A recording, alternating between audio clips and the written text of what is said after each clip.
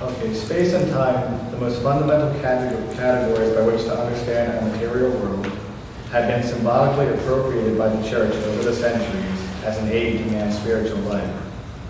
Christian shrines and churches of varying sizes and degrees of importance arose out of originally Jewish and pagan models of worship spaces.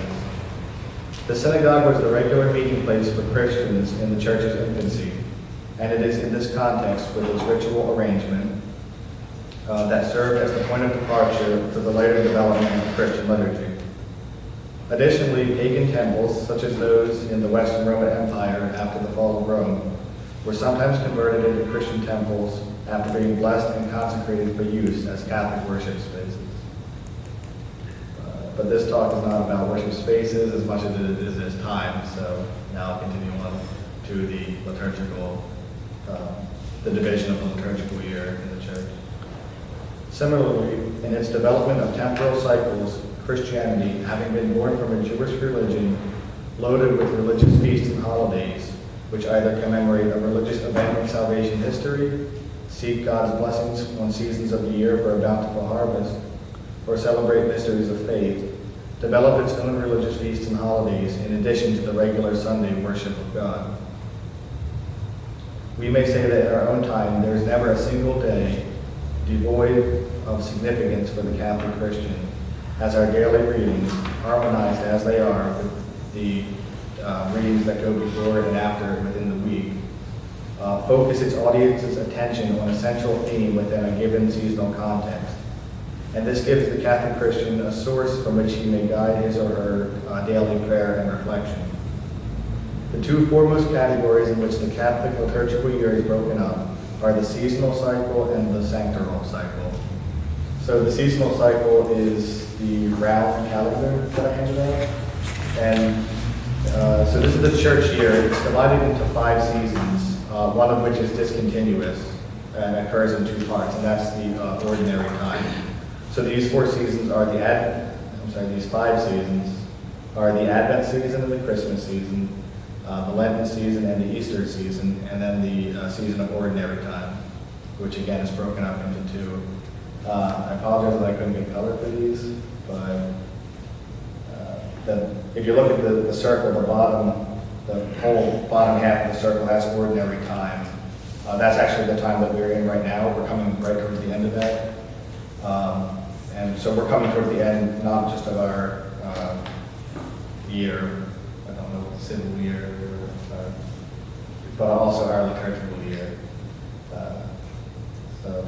So anyway, this, and if you look on this, you'll see within the inner circle has the months listed, and then the outer circle has the liturgical season there.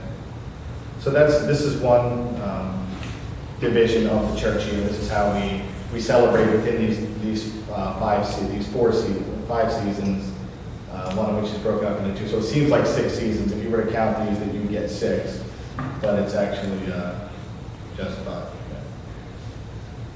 So I'm going to be talking about the sanctoral cycle. Within this seasonal cycle, this round calendar, that is alongside the church's seasonal observances of the anticipation of and fulfillment of the incarnation of the Messiah within Advent and Christmas, its meditation on the events of salvation history within ordinary time, and its penitential preparation for and fulfillment of the mysteries of Jesus' suffering, death, and resurrection in Lent and Easter, there are dispersed various festal observances which put forward for our consideration specific events and individuals, both biblical and non-biblical, which image for us the very heart of our faith.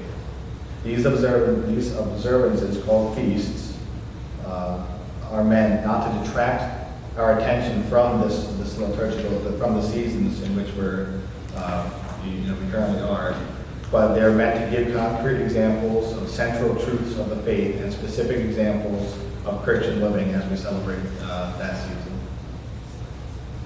Okay, so the meaning of the feasts, and it's this list here for listening. This is the sanctoral cycle, and I'll explain just a little bit more in just a bit, but it's not exhaustive. So the feasts that you'll see here are not all of the feasts in the church. There's actually many more, but I just listed select ones. The feasts of the saints proclaim the wonderful works of Christ and his servants, and display to the faithful fitting examples for our imitation. A feast not only commemorates an event or person, but also serves to excite our spiritual life by reminding us of the event that it commemorates. Solemnities are usually reserved for the most important mysteries of faith. Feasts generally celebrate the apostles, gospel writers, select martyrs, and less central events within the gospel.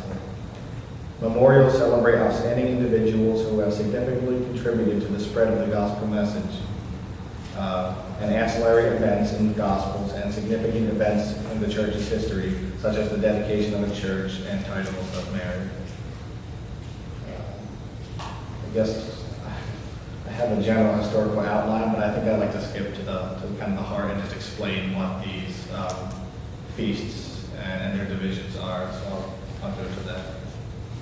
Okay, the term feast with a big F, if you look in the sheet, the first word in the top right corner is feast with a big F, is used to cover all classifications of liturgical celebration, even though the word also has a more specific meaning within the ordering of 3 different classifications. So you'll see within those brackets, the middle one is also called a feast. So there's a more general sense in which a solemnity, a feast, and a memorial are all called a feast with a big F. And then there's a more specific sense where the second in importance in that list is also a feast. So I used a small F for that.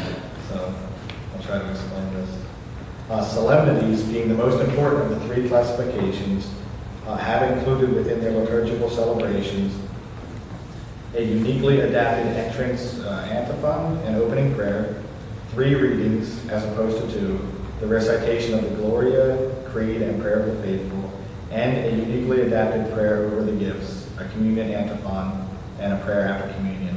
So what I'm trying to say there is these are all those sort of prayers and elements that I just mentioned are elements of the Mass. And what I'm trying to say is in solemnities, a solemnity gets all the trappings in the Mass. So let's say the solemnity was the Assumption. Around communion time, the prayers centered around communion would kind of mention the Assumption, whereas these other feasts in the middle and the memorials, they might not get mentioned, like during communion, the prayers during communion. Also, solemnities always will have 3 readings, even if they happen to fall on a weekday. So you notice, like at Sunday Masses, there's always 3 readings, usually an Old Testament text, one of the epistles, and then the gospel reading. But then during the weekdays, you'll usually only get just a reading, a first reading and a gospel reading. But if it's a solemnity that falls during the weekday, it's going to get it, so it's treated like a Sunday, basically. Okay. So every Sunday within the year, insofar as it constitutes a weekly reverberation of the solemnity of Easter, is considered to be a solemnity in its own right. Another solemnity that falls on a Sunday is usually transferred to the following Monday if it falls on a Sunday of Advent, Lent, or Easter, or during Holy Week or the Easter Octave. While another solemnity may take the place of the Sunday solemnity. So let's say if any one of these, let's say the Annunciation happened to fall on a Sunday, I don't know, maybe that's not, that would count. Like the Feast of the Assumption, again, like that. If it happened to fall on a Sunday, it could take the place of that Sunday. But if maybe another one from the middle column, if that was to fall on a Sunday, it would get displaced by Sunday. So I'm trying to say that Sundays are pretty important, and they're not easily displaced by another celebration, but it can happen. But it would only be to another solemnity. Feasts, which are second in importance, have included within their liturgical celebrations a uniquely adapted opening prayer, a communion antiphon, and a prayer after communion, and the recitation of the Gloria, but only have 2 readings. So feasts are just a little bit less, they get less trappings when they're celebrated liturgically. Then there are 2 forms of memorial, which is the least, memorial is the least in importance among these feasts. These are obligatory memorials, or those which are celebrated throughout the entire church, and optional memorials, those celebrated according to the custom of the local congregation. So this last list here, I put 3 little stars next to those which are obligatory memorials. So like during the year, if you see one of these with the 3 stars after, then you can be pretty sure that your parish is going to be celebrating that feast. But if it doesn't, like the feast of St. Patrick, if your priest doesn't, if your congregation really might not have a great devotion to St. Patrick, or for whatever reason, it would be okay to not celebrate that memorial.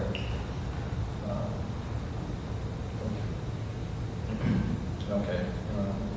So this is kind of important, this part here. 6 particular solemnities within the sanctuary cycle. So this is the leftmost list of those under solemnities, are considered to be holy days of obligation, meaning that Catholics are morally bound to attend the liturgy on the days on which they occur. Today, the Catholic Church in the United States observes 6 holy days of obligation throughout the year, and these are first, the Solemnity of Mary, the Mother of God, which occurs on January 1st. And I marked these out. These are in the leftmost column under solemnities, the ones that have 2 stars after them. Those are holy days of obligation, which means they don't always or even usually fall on Sundays, but you still have to attend Mass for them.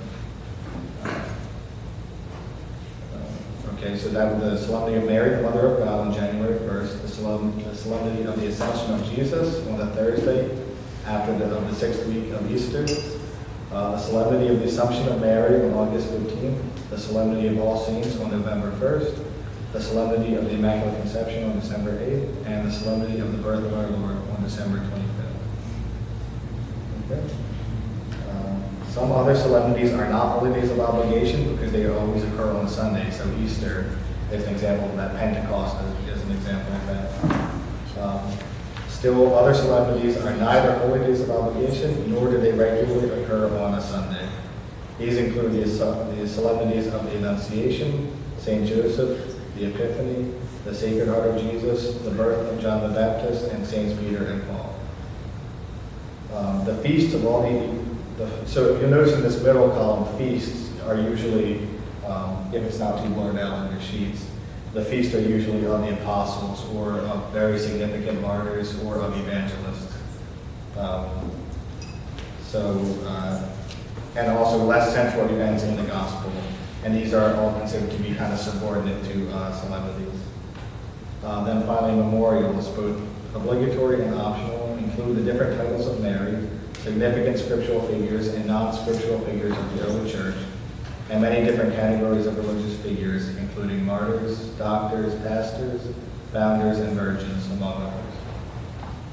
So that's all I wrote. Anybody questions?